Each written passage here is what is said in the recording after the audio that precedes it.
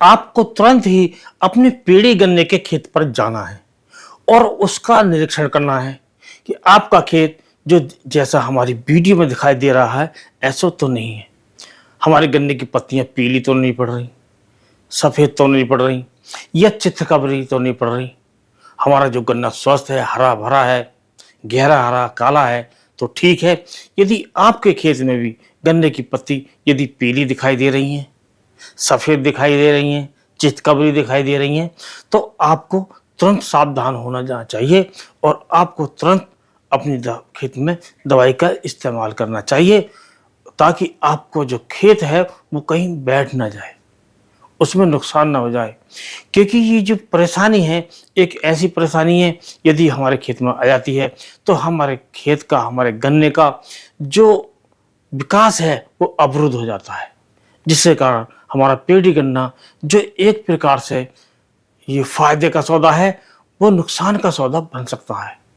तो इससे हमें बचना चाहिए और अपने खेत का निरीक्षण कर कर देख कर हमें अपने खेत में अच्छे प्रकार निरीक्षण करके ये जो आज हम दवाई बताएं उसका प्रयोग करें और अपने पेड़ी गन्ने से ज़्यादा पैदावार लें। क्योंकि दोस्तों पेड़ी गन्ने में सबसे बड़ा जो फायदा होता है वो होता है कि इसमें हमारा बीज बच जाता है। दूसरा फायदा होता है कि जो हमारी जुताई खुदाई है वो कम हमें देनी पड़ती है।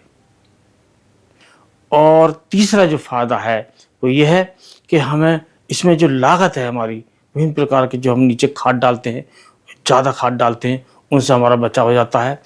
तो इसमें हमें जो लागत है कम देनी पड़ती है और इससे फायदा ज़्यादा मिलता है। और सबसे बड़ी बात ये होती है कि जो हमारा पेड़ी गन्ना है वो जल्दी आ जाता है और उसका जो जल्दी आने के कारण हमारे जो पैसे का रिटर्न है हमें जल्दी मिल जाता है, जिससे हमारे जो आगामी जो खर्चे होते हैं जल्दी के वो निकल आते हैं और जो ही हमारे किसान की आवश्यकता होती है उनकी पूर्ति हो जाती है। जब हमारे खेत में ये पीली सफ़ेद पत्तियां पड़ती हैं तो हमारे पौधे का जो विकास है अवरुद्ध हो जाता है, क्योंकि हमारे गन्ने में इसमें फोटोसिंथेसिस या तो होता नहीं है या बहुत कम होता है, जिसके कारण हमारे गन्ने के पौधे भोजन बनाना बंद कर देते हैं एक तरह से, जिसके कारण उसका विकास अवरुद्ध हो जाता है। ना तो हमारे गन्ने की मोटाई बढ़ती है, ना हमारे गन्ने की लंबाई बढ़ती है, ना ही हमारे गन्ने की जो पत्तियां होती हैं उनकी चौड़ाई बढ़ती है, जिसके कारण उत्पादन कम मिलना स्वाभाविक है।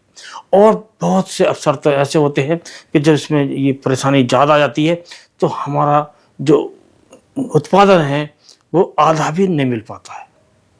तो इसके बचाव के लिए हमें ये काम करना चाहिए।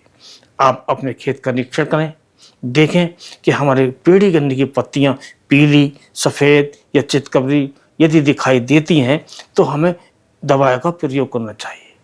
और ये जो दवा है एक होती है फेरस सल्फेट, अधिकतर किसान हमारे सही जानते हैं। तो उसमें आपको 10 किलोग्राम लेना है फेरस सल्फेट और उसमें आपको एक बैग लेना है यूरिया का और आपको जो 4 से 5 किलोग्राम आप ले सकते हैं रीजेंट, जो रीजेंट अल्ट्रा आता है। आप दूसरी कंपनी का भी आप ले सकते हैं, नहीं टेक्निकल यही होना चाहिए फिप्रोनिल। तो इसका प्रयोग हम अपनी फसल पर करें, उसके बाद सिंचाई करें। यदि आपने ये कर दिया तो मेरा ये दावा है कि आपके खेत में न तो पीली पत्तियां रहेंगी, न भूरी पत्तियां रहेंगी, न सफ़ेद पत्तियां रहेंगी और न चितकबरी पत्तियां रहेंगी।